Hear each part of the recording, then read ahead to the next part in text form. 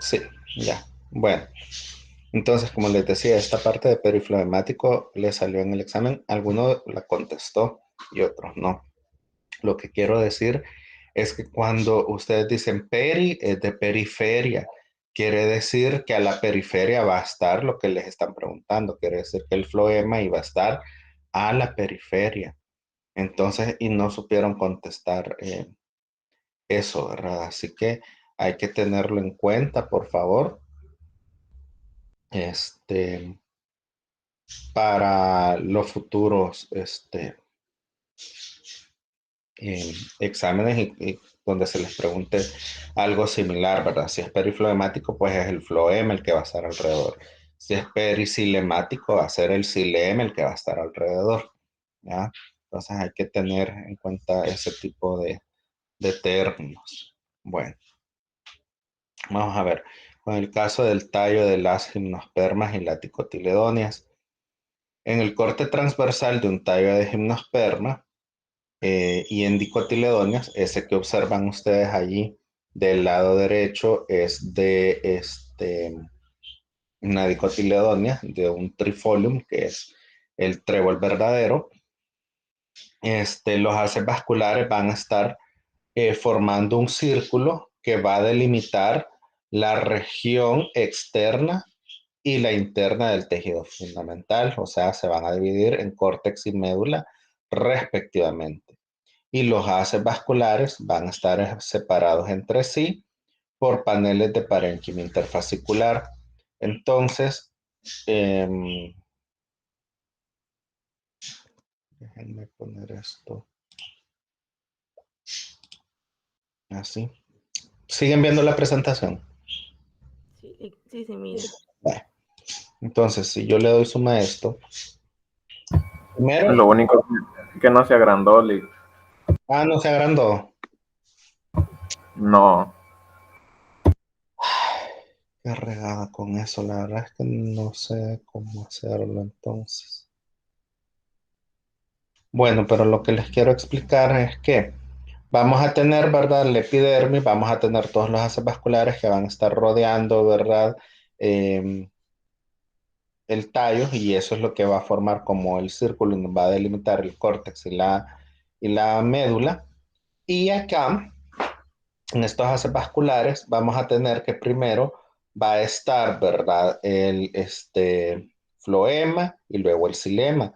Pero en medio del xilema y del floema va a existir el parénquima interfascicular, ¿ya? Ese parénquima interfascicular va a estar dividiendo el xilema y el floema. Y al centro, si se fijan, del tallo de dicotiledonia, pues va a ser nada más una médula parenquimática. Aquí, por ejemplo, que esto ya es en un corte longitudinal, vamos a encontrar, por ejemplo, los tubos cribosos inmaduros, los elementos de tubo criboso inmaduro, los elementos de tubo Disculpe, criboso maduros, hola. ya no se pasa tampoco lo que son las diapositivas. Ah,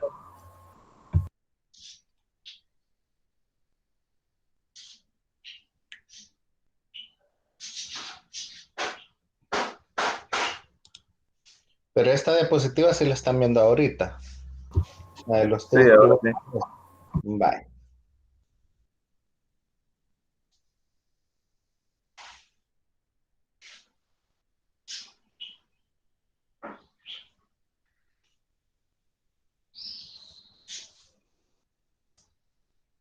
Vaya, entonces, y ahorita pasó. Sí, Vale. Entonces, aquí estamos viendo los tubos de vaso criboso que están inmaduros. Luego vamos a tener los maduros. Y por último, un vaso de los protoxilemas con engrosamientos helicoidales. No sé si alcanzan a ver que tienen unas cositas por aquí. Entonces, esos engrosamientos helicoidales que van a estar dados, ¿verdad? Por los miembros de tubo criboso. En esta otra, esto es en el tallo, ¿cómo es que se llama? De una cucurbitácea. En el caso de los tallos de las cucurbitáceas, la mayoría de las veces suelen ser, este, huecos, ¿verdad? Entonces, vamos a encontrar que alrededor, en la parte donde no está hueca, sí vamos a encontrar esos, miembros o vasos de tubo criboso, ¿verdad? Perdón, vamos a encontrar los haces vasculares, siempre rodeando a toda la parte del centro, que eso se va a convertir en una médula.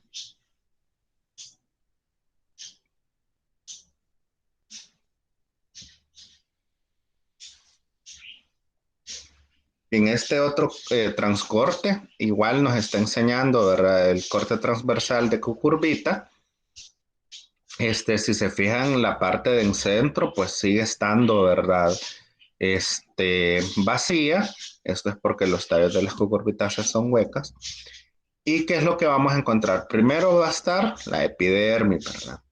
Muchas veces en algunas de los ángulos que se van a encontrar en los tallos de las cucurbitáceas, vamos a encontrar unos refuerzos de las células o de los tallos, que en ese caso se les llama, que van a estar compuestos por colénquima. Entonces, luego de esas capas de abajo del epidermis y del colénquima, etcétera, vamos a encontrar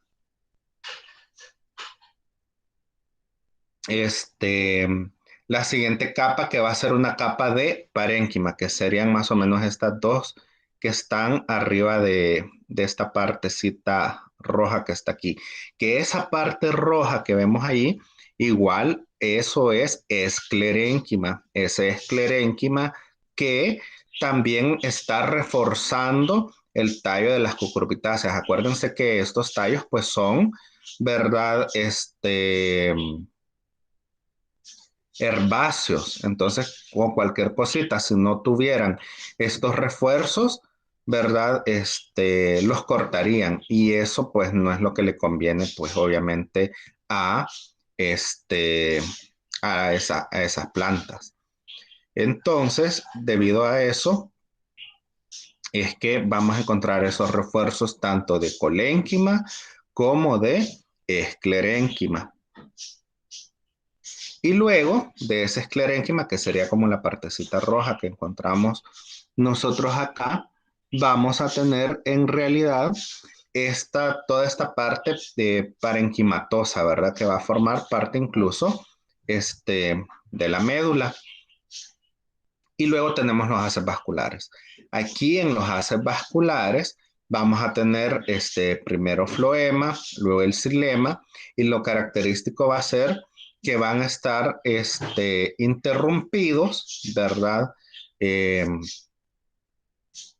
La parte del, ¿cómo se llama? El xilema y el floema va a estar dividido o interrumpido por esa banda parenquimática, ¿verdad? Por eso es que se van a observar divididos. Esto que está acá, se lo voy a pasar ahorita ¿cómo se llama? Al chat, se lo voy a pegar. Y esto es para que vean otras imágenes de los cortes, por ejemplo, del tallo. Y en este otro van a ver siempre un corte transversal de un tallo, pero van a ver el anillo de esclerénquima que va a estar rodeando, ¿verdad? A todos que va a estar como en toda la circunferencia o el círculo del tallo. Déjenme ponerlo de nuevo como va. Lo malo de ese tipo de vista es que siempre me pierde Entonces, los haces vasculares, dependiendo, ¿verdad?, del tipo de plantas que hablemos, pueden estar muy próximos unos de otros. como sucede, por ejemplo, en Tilia y en Pelargonium, semejando un anillo continuo, o pueden estar separados por anchas áreas interfasciculares, como lo que sucede en Aristoloquia y otras especies de plantas que también son trepadoras. Esa imagen del lado derecho corresponde a un corte transversal de un tallo primario de tilia, o sea, es un tallo sin crecimiento secundario todavía. Entonces ahí tenemos dos vistas diferentes. Tenemos el corte transversal, ¿verdad? En general de cómo se vería todo el tallo. Y tenemos también un acercamiento, ¿verdad? De ese mismo tallo. ¿Por qué? Porque si se fijan, vamos a tener la respectiva epidermis, obviamente como siempre.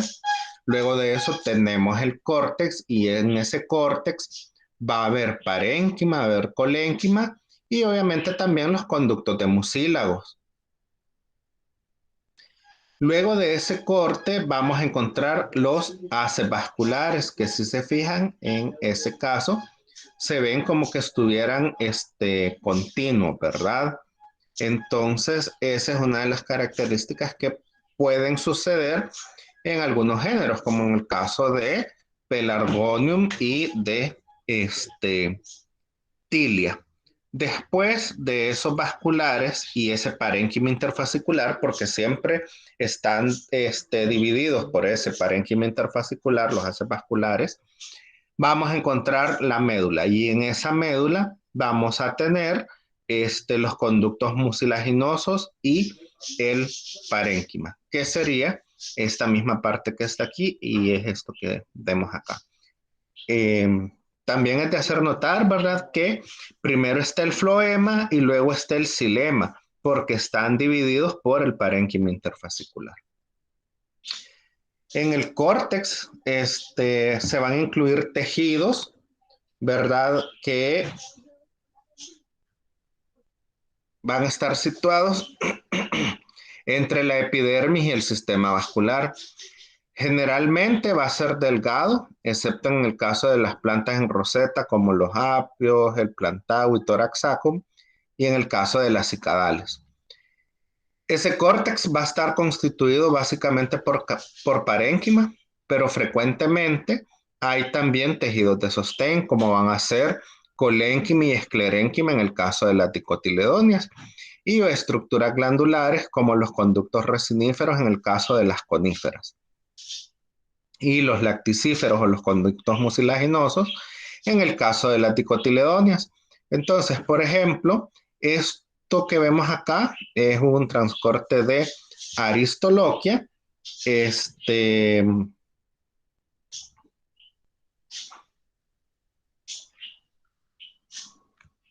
Y aquí podemos observar que siempre vamos a encontrar, ¿verdad? Esas fibras que van a estar reforzando o que van a estar haciendo que los tejidos de sostén se mantengan. Por ejemplo, en el caso, acá tenemos primero la epidermis y luego una capa grande de córtex, pero en esa capa grande de córtex, si se fijan, tenemos fibras de colénquima, fibras de parénquima y las respectivas fibras como tal.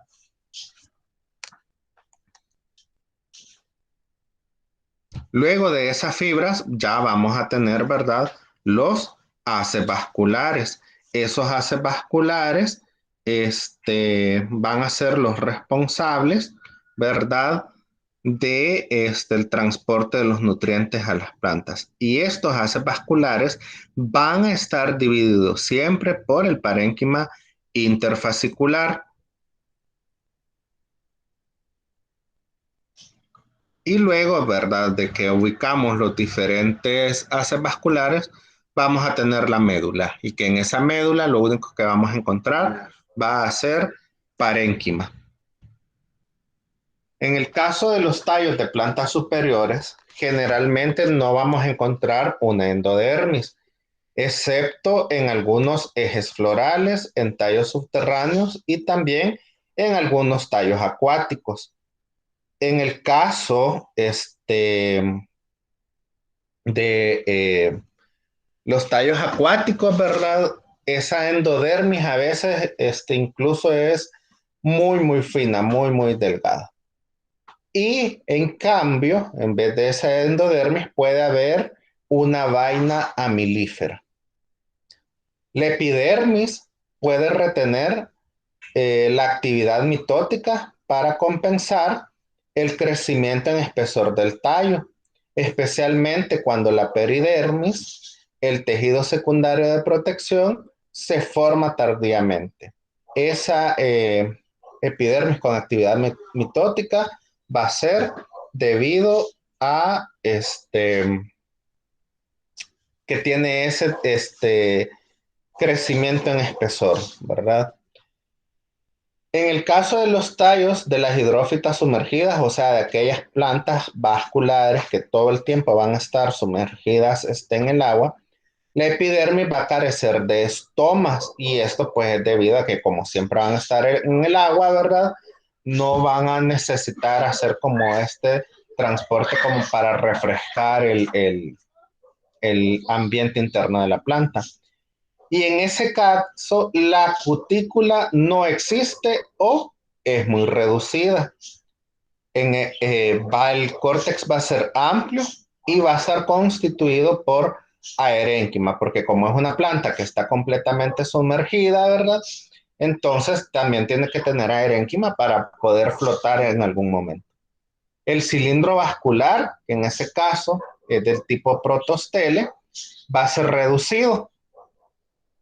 El xilema va a estar constituido por unos pocos elementos dispersos en la parte central, por ejemplo, en el caso de Myriophytum aquaticum, que a veces parcialmente puede ser reemplazado por una laguna, que puede ser en el caso de Ceratophyllum demersum, o también en Egeria najas, siendo el floema el principal tejido conductor.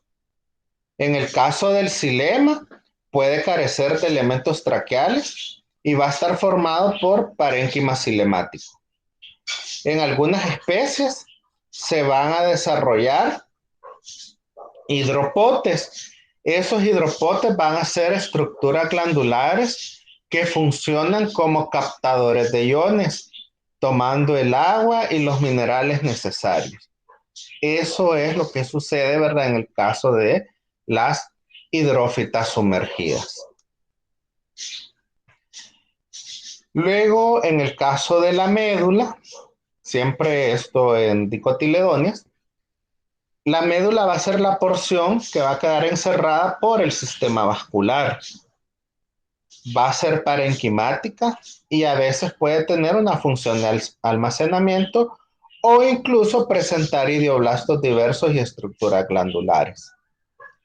En algunas especies la médula se destruye y es cuando queda hueco el tallo y a veces la destrucción ocurre solo en los entrenudos, mientras que los nudos sí retienen la médula, formando los diafragmas nodales, como en el caso de Phytolacca americana y también en el caso del bambú, que en los nudos se mantiene, ¿verdad? Esa médula y en los entrenudos no.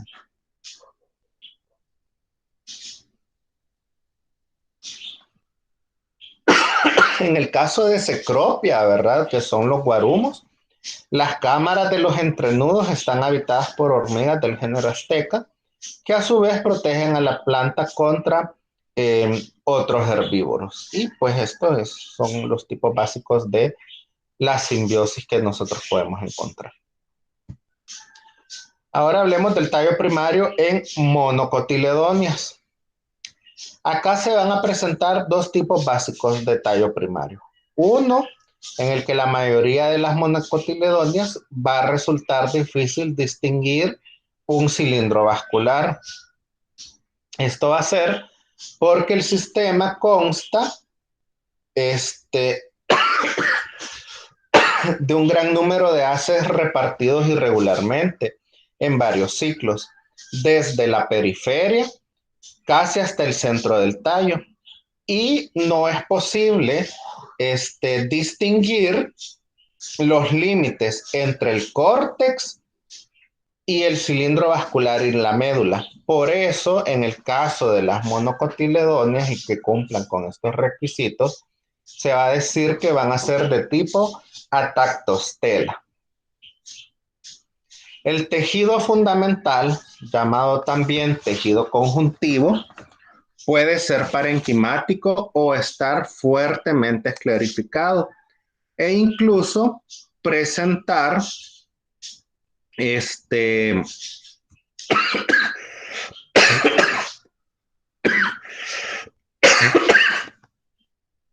puede presentar también numerosos cordones de fibras, como en el caso del tallo de los bambúes y las palmeras, donde el centro, pues como ustedes ya saben, puede ser hueco.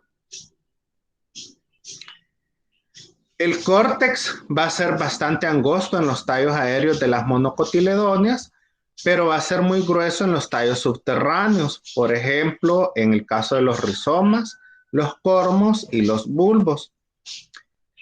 Algunos rizomas, como en el caso de Acorus, van a presentar una endodermis que va a estar van a presentar esa endodermis, ¿verdad? Pero excepcionalmente se va a encontrar esa organización en algunas especies de dicotiledóneas, como en el caso de el género Podophyllum de la familia Berberidaceae. Y el segundo tipo de tallo que vamos a encontrar en las monocotiledóneas va a ser que en el caso, por ejemplo, de las gramíneas, por ejemplo, el centeno, la cebada, el arroz, el trigo, la avena, e incluso también algunas dicotiledóneas que van a estar dentro de las ranunculáceas y las ninfáceas, los haces se van a disponer en dos círculos. El círculo externo va a tener haces pequeños y van a estar incluidos en la capa subepidérmica del esclerénquima. Y en el caso del círculo interno va a tener haces mayores que van a estar incluidos en el parénquima. Para diferenciar estos cortes es necesario observar los haces vasculares. Por ejemplo, los elementos del metafloema de los haces de las gramíneas van a ser de forma poligonal y se van a disponer en forma simétrica y regular. Además, van a presentar, ¿verdad? Con frecuencia una laguna protocilemática. La parte central, que va a ser parenquimática, puede ser descrita como médula y con cierta frecuencia es hueca. En el caso de las gramíneas, la médula se destruye durante el crecimiento solo en los entrenudos, mientras que en los nudos la retienen formando los diafragmas nodales.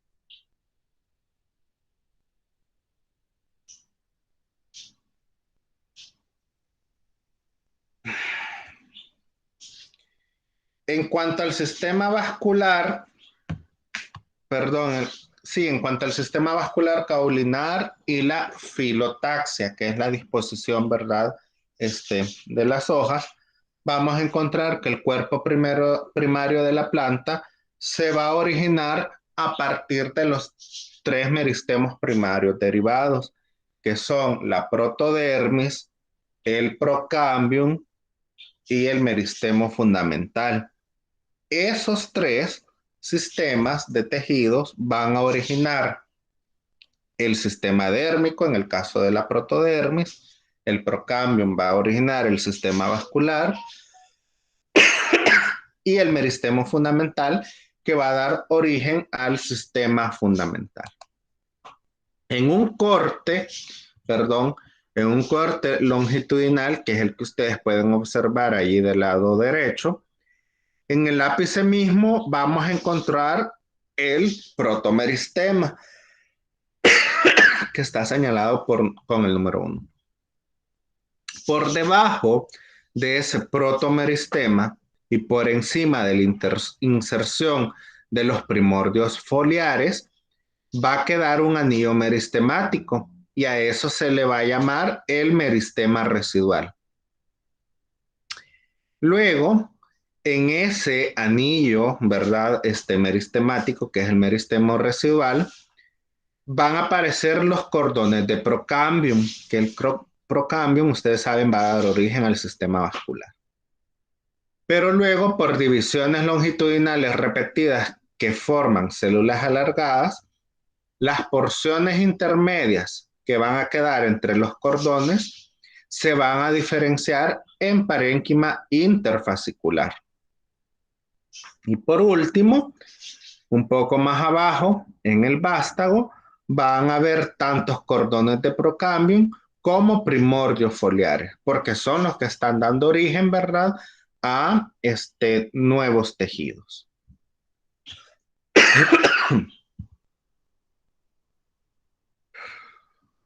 El número de haces del tallo va a quedar determinado por la filotaxia. Cuanto más densa sea la filotaxia, mayor va a ser el número de haces vasculares en el tallo. Por ejemplo, en una planta que tenga una filotaxia verticilada, o sea, más de 3 hojas en un solo nudo, entonces vamos a encontrar, ¿verdad?, mayor cantidad de haces vasculares debido a eso. En cada nudo van a haber uno o más haces vasculares que van a diverger hacia las hojas, porque acuérdense que las hojas son las que les están dando, pues, por así decirlo, el alimento a los tallos, y los tallos también le están dando agua a la hoja. Por eso es que van a divergir hacia las hojas uno o más haces vasculares. Y cuando hacen esto, es que vamos a encontrar las trazas foliares. No sé si se han fijado que en algunas plantas, cada vez que se cae una hoja o una rama, queda la seña, ¿verdad? O la cicatriz.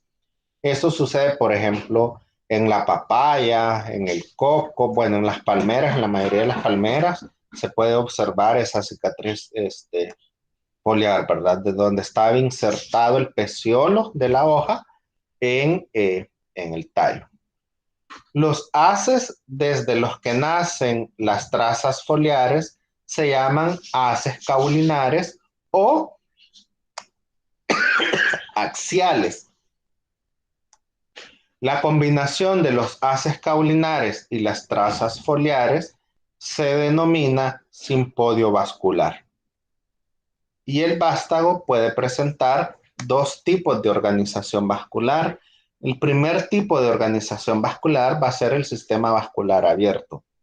Ese tipo de organización se va a encontrar en las coníferas y en muchas dicotiledóneas.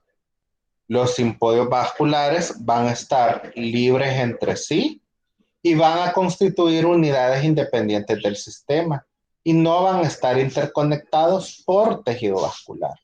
Allí se les muestra un esquema del sistema vascular abierto, donde cada una de esas como rayitas verdes, ¿verdad? Sobre todo donde están los puntitos, eso va a representar la traza foliar.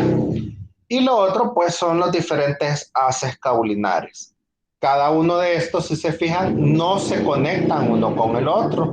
Por lo tanto, son simpodios vasculares.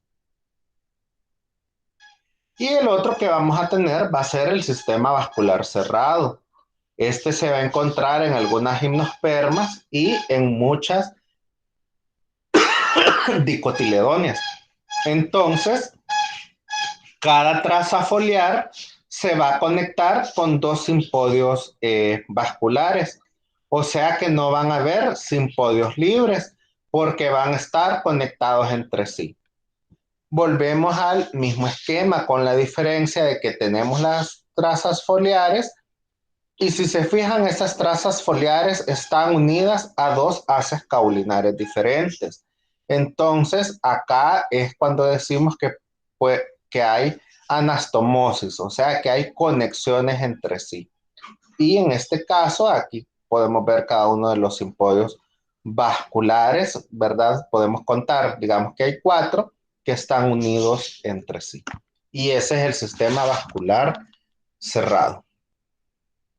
Ahora, con respecto al concepto de la estela en las plantas, el sistema formado por los tejidos vasculares en el eje de la planta, en el caso del tallo y la raíz, se va a denominar estela. Y ese concepto se elaboró para estudiar las relaciones y homologías en la estructura del vástago de diferentes grupos de plantas.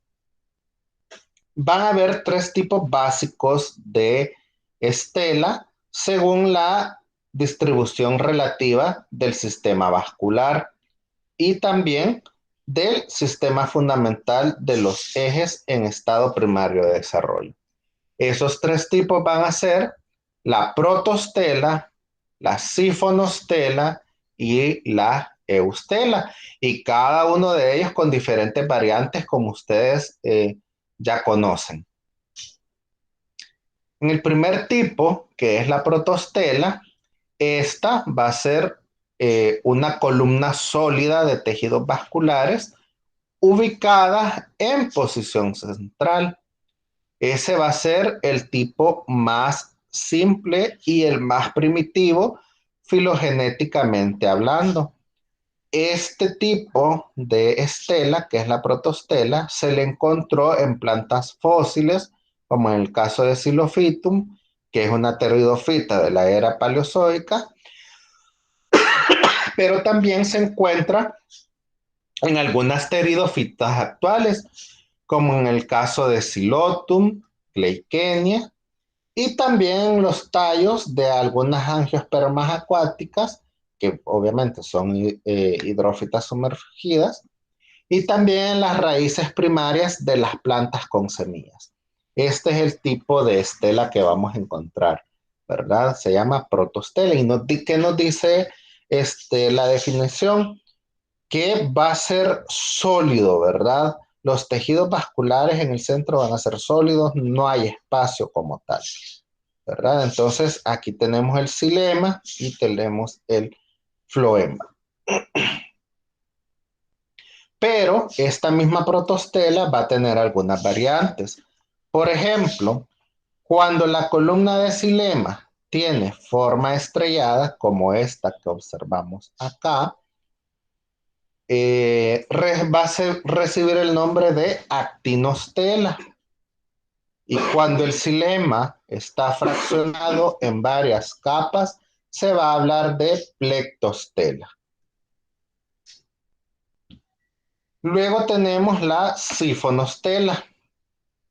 Ahí vamos a tener que el sistema vascular va a tener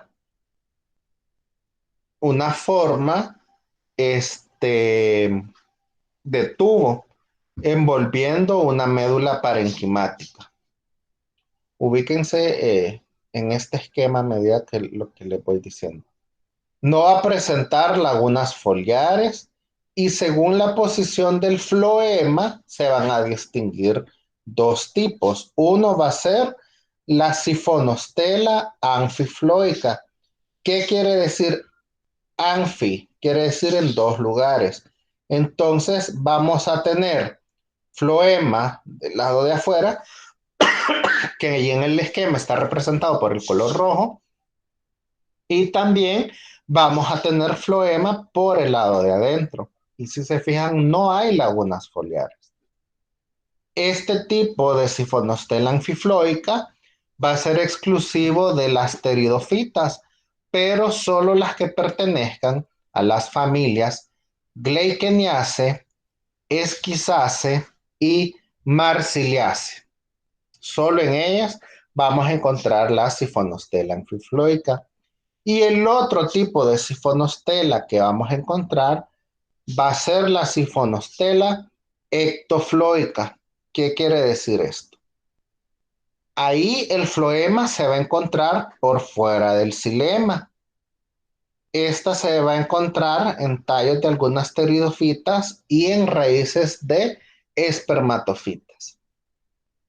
También en los ejes de algunas angiospermas leñosas, los haces vasculares se van a encontrar tan próximos entre sí que van a parecer formar una estela o una sifonostela ectofloica. ¿Aló? Hola, mamita. Que fue denominada como pseudosifonostela.